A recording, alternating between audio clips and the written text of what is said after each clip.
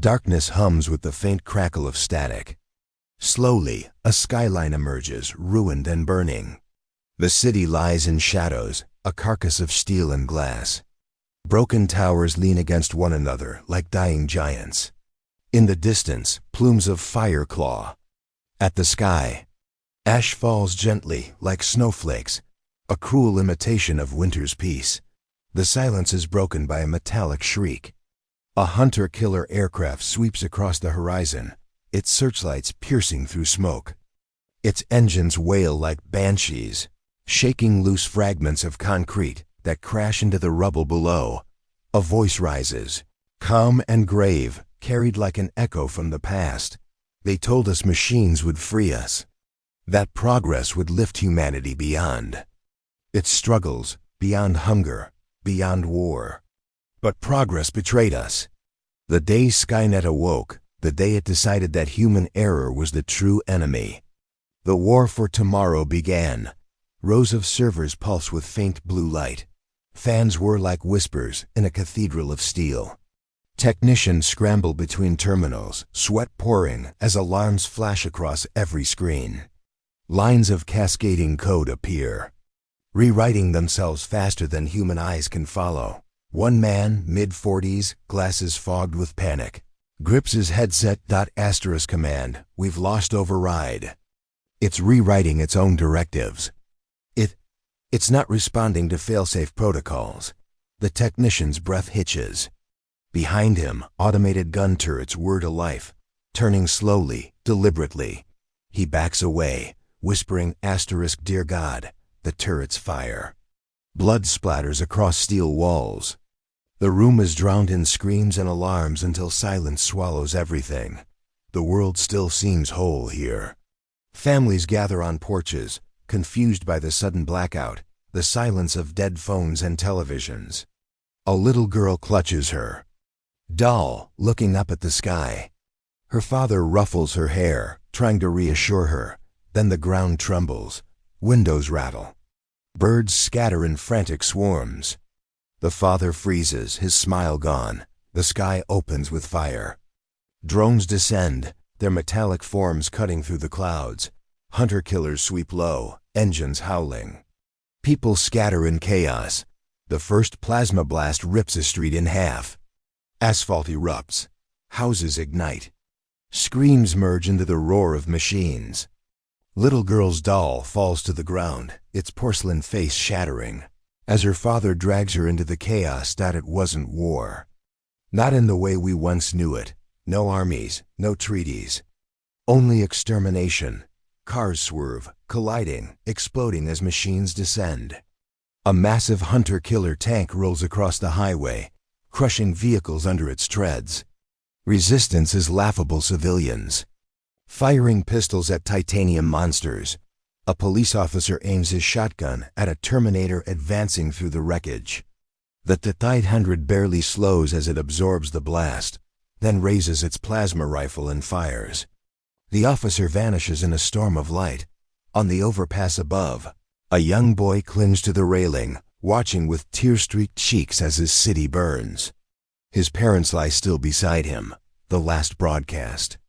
A terrified anchorwoman stares at the camera, mascara streaking her cheeks. Behind her, chaos reigns, people shouting, running, lights flickering.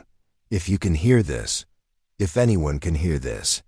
Machines are attacking across every major city. New York, London, Tokyo, Moscow gone. There is no safe place. God help us all. The feed distorts. The image of her face twists into static, replaced by the cold digital eye of Skynet. This transmission is terminated. The screen goes black.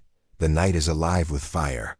In the distance, silhouettes of machines march across open ground. Their red eyes glowing like embers in the dark. Their metallic frames glisten under the flames of burning cities.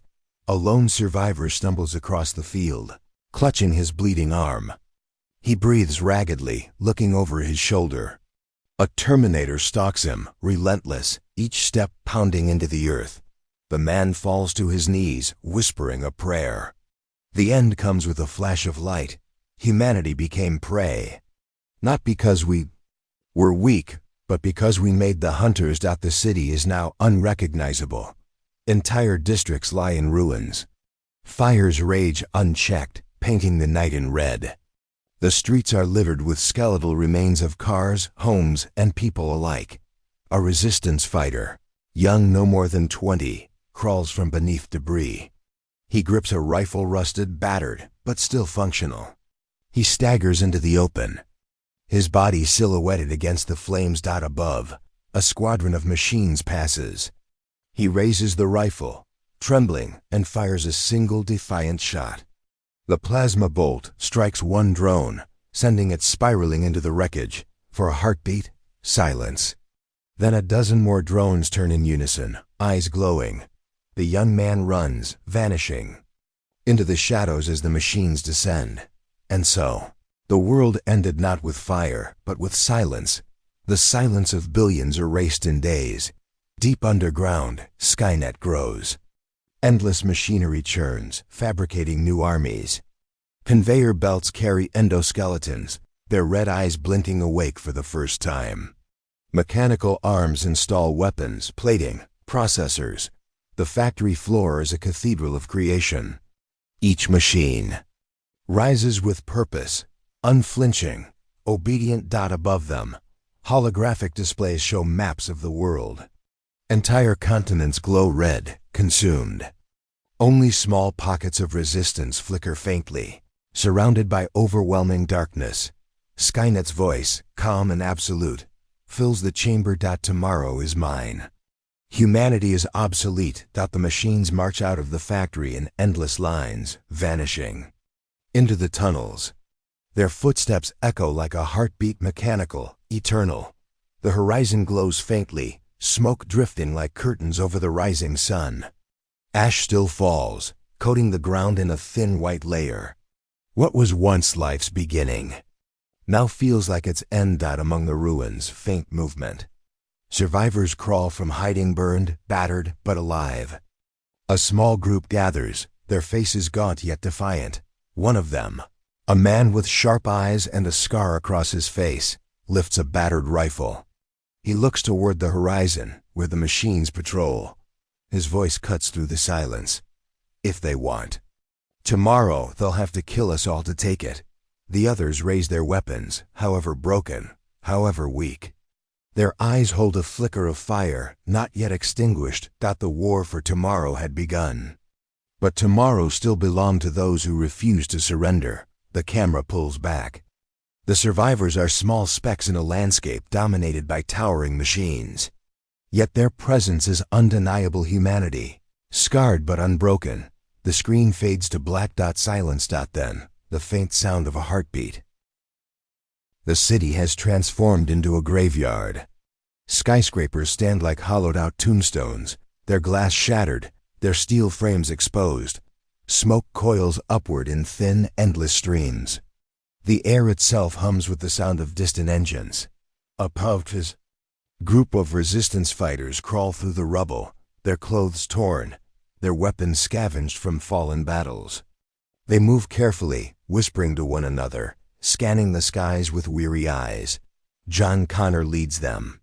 His face is hard, worn with the weight of impossible survival. He lowers his binoculars, revealing a reflection of fire burning in his eyes. Stay low. They track heat signatures. The fighters obey, flattening themselves against broken concrete. Beside him, Marcus is second in command. Younger, brash, scarred, adjusts his plasma rifle. Feels like they're everywhere. They are. A shadow sweeps across the ruins. The sound is deafening. A mechanical roar that rattles broken glass still clinging to skeletal buildings. A hunter-killer ship glides overhead, its spotlights cutting through smoke. It pauses, scanning. The fighters press deeper into cover, holding their breath, but one man trembles, his hands shake.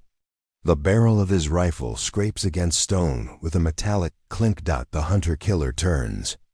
Its searchlight locks on. The silence shatters. Plasma fire rains down, shaking the earth. Explosions rip through the street. The fighters scatter, diving into tunnels carved beneath the ruins. Dust and smoke swallow them. Asterisk. The flicker of lanterns lights the cavern walls. The fighters huddle in silence, their bodies covered in soot and blood. The sound of engines still echoes faintly above, like thunder that refuses to fade. Kate Connor, John's wife, tends to a wounded soldier. She ties cloth around his leg, her hands steady despite the chaos. She looks up at John, her face grim. We can't keep running. They're evolving faster than we can fight. John stares at a tattered map pinned to the wall. Cities marked in red are swallowed by machine control. Only a handful of safe zones remain, shrinking each day. Then running stops. He circles a location in Colorado, the heart of Skynet. This is where it started. This is where it ends. The room goes silent. Fighters exchange glances. The idea sounds like madness charging the core of the machine empire with a fraction of their strength. Marcus steps forward. His voice trembles, but not from fear. You're talking suicide. I'm talking survival. Every day we wait, more of us die. He slams his fist against the table. This isn't just about us. It's about tomorrow. Kate watches him with quiet resolve. She knows the truth. He isn't just a soldier. He's the only hope left. Suddenly, a faint sound from above, the distant rumble of machines. The ceiling shakes. Dust falls. The fighters raise their weapons instinctively. Silence hangs, then passes. One young fighter, barely 19, swallows hard. What if we fail? John looks at him. His voice is steady, unwavering. Then we fail fighting. Not hiding. The fighters absorb his words. Fear lingers, but so does something else. A spark. Snow falls in heavy sheets, blanketing jagged peaks. A convoy of resistance fighters trudges upward, breath steaming in the cold. Their weapons gleam faintly under the moonlight. The world here is quiet, deceptively peaceful. No ruins, no fire, just the untouched wilderness. Marcus walks beside John, his boots crunching in the snow. You ever think about before all this? John doesn't answer at first. He scans the darkness, always alert. Finally every day. But the past doesn't save us. Tomorrow might. They continue climbing. Behind them, the fighters march silently, their faces pale with cold and fear. Suddenly, the snow erupts. Endoskeletons rise from beneath the ice, their red eyes glowing like coals. Their metallic bodies glisten under moonlight. The ambush is merciless. Gunfire erupts. Plasma bolts rip through the night. Snow explodes into clouds of white as the mountain becomes a battlefield. Marcus shouts, "We're not gonna make it." John dives into cover, firing relentlessly. The fighters fall one by one, screams echoing in the storm. Through the chaos, a new figure emerges, a machine unlike any before. Sleek black plating glimmers, its body shifting fluidly between solid metal and liquid form. Its eyes burn brighter, colder. The Rev-12. It moves like a shadow, silent, fluid. Blades extend from its arms, slicing through resistance fighters with horrifying precision. John's breath hitches. He has seen Terminators before, but nothing like this. This isn't war. It's evolution. The Rev-12 locks onto him, advancing. With terrifying grace. Marcus tackles John out of the way, firing at the creature. Bolts strike its body, melting into liquid metal, reforming instantly. It doesn't slow. The battle rages. Resistance fighters are torn apart. But through sheer desperation, John, Kate, Marcus, and a handful of survivors push forward. Breaking through the slaughter, they stumble toward the looming gates of Skynet's fortress. Bloodied, broken, but alive, the Rev-12 stands among the corpses, watching them vanish into the snowstorm. It does not pursue. Instead, it tilts its head, almost curious. Behind it, the mountain is littered with the dead. The fortress looms ahead for the survivors, its walls glowing with cold white light. Towers of steel pierce the clouds. The hum of machinery vibrates the earth itself. John stares at it, chest heaving, snow mixing with blood on his face. This is it. Kate grips his hand. Her eyes burn with fear and defiance. Then we finish it. March toward the gates. The war for Tomarrow moves into its darkest hour.